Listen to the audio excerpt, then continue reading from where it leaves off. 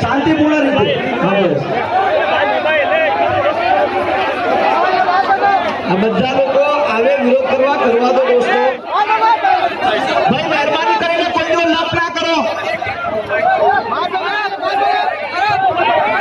ભાઈ આપણી મીટિંગ બગાડવા આવ્યા છે આપણે એમનાથી લપ ના કરો આપણે હાર્દિકભાઈને સાંભળવાના છે